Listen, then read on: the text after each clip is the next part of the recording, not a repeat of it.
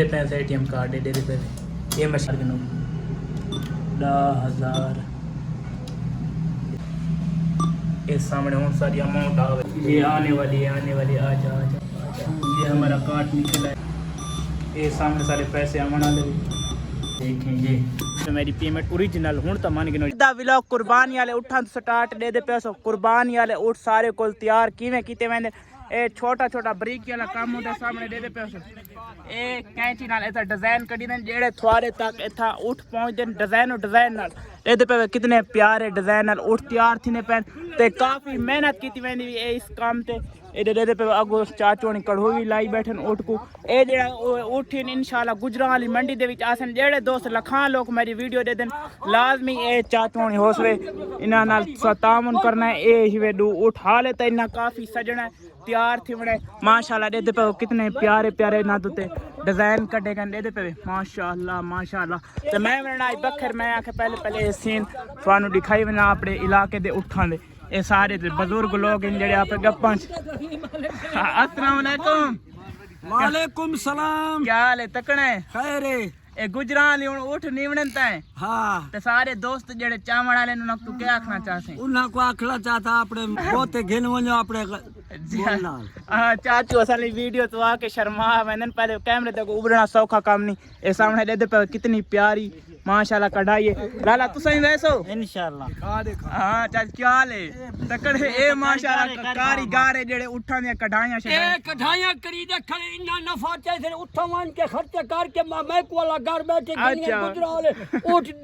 घर बैठे वाह जिन गानी 6 लाख दी खरीद 9 लाख का हाय मैं ई को कौन नहीं देंदा सारी बस्ती दा मैं समझ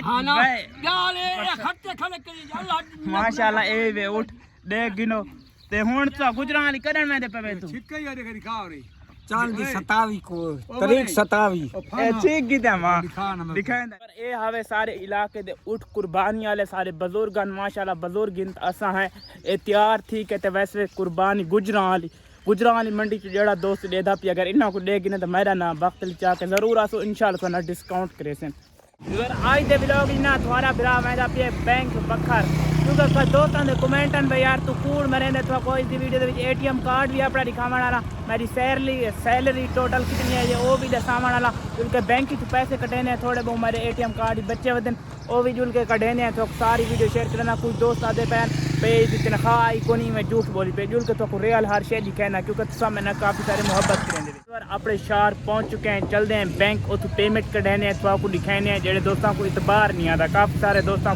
को इतबार भी आ मेरे सामने वे बैंक इतना पहुँच चुके हैं इतने जुल के एटीएम वन के एटीएम कार्ड ला के पेमेंट कढ़ाने थोड़े सामने रियल कोई झूठ नहीं कोई फ्रेड नहीं थोड़ा यार झूठ करके मैं क्या करना ये पे सारे शहर का माहौल है चेक करो मेरा एटीएम कार्ड चेक करें पे एक अद्धे पैसे एटीएम कार्ड दे दे पे ये मशीन गिन की हूँ इतना कोड लिख दे ये ऐसा कोड लिख दे पे 56 ये आ गया ये भी बार आ चुके हैं सामने दिखे रकम इस पे क्लिक कर देता है 10,000 ये दे दे पे 100 हमने दे दे पे यस दा ऑप्शन करे इस पे क्लिक कर देते हैं हूँ सारी तो अमाउंट निकला सी आ जा यार थोड़े सामने रियल करदा पिया हूँ तो यकीन करके लो इस सामने हूँ सारी अमाउंट आ गई सी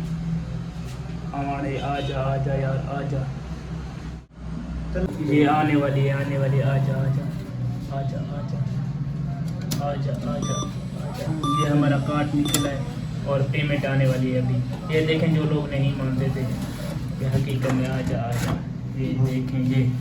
आ चुके पेमेंट वगैरह देखते हैं देखें मशीन में से ओरिजिनल पेमेंट है ये आपके सामने जो नहीं मानते थे इधर जो लोग नहीं मानते थे ये देखें सामने एटीएम मशीन के सामने जो मैंने पेमेंट निकलवाई है ठीक है अब तो आप मान लें यार अलहमदुलिल्लाह भी बार बैंक के पेमेंट कटा के दिए जेडे दोस्त नन मनते उन्होंने दा मैं कन्फर्म करने वास्ते मेरे कार्ड के 10,000 रुपया मैं आके कटा के दोस्तों को दिखा के ना ये आवे मेरी पेमेंट ओरिजिनल हूँ तो मान गए अलहमदुलिल्लाह भी बार पेमेंट कटा के दिए बड़ी खुशी है यार तुसा नावे बंदे पे वक्त की पेमेंट को नहीं आई एटीएम कार्ड को नहीं तो देख यार कुछ पढ़ाई वीसी होती है पढ़ाई वीसी लीक करके थोड़े चावण वाला वास्ते मैं वीडियो बनाई है हूँ भी तुसा सब्सक्राइब लाइक ना करो दवा ਅਲਹਮਦੁਲਿल्लाह ਵੀ ਵਾਰ ਪੇਮੈਂਟ ਕਢਾਉਣ ਦੇ ਬਾਅਦ ਆ ਚੁੱਕਾ ਘੋਟੇ ਵਾਲੇ ਕੋਲ ਭਾਈ ਕੋ ਘੋਟੇ ਦਾ ਆਰਡਰ ਦਿੱਤਾ 2 गिलास भाई जिवें आप सोना घोटा उवें सोना होना चाहिए ठीक है पता लगता है ठीक है ते घोटा पीने हैं ते एंजॉय करेंगे ला लेता है सुधा घोटा किवें अगर घोटा आ चुका है घोटा टेस्ट करेंगे बिस्मिल्लाहिर्रहमानिर्रहीम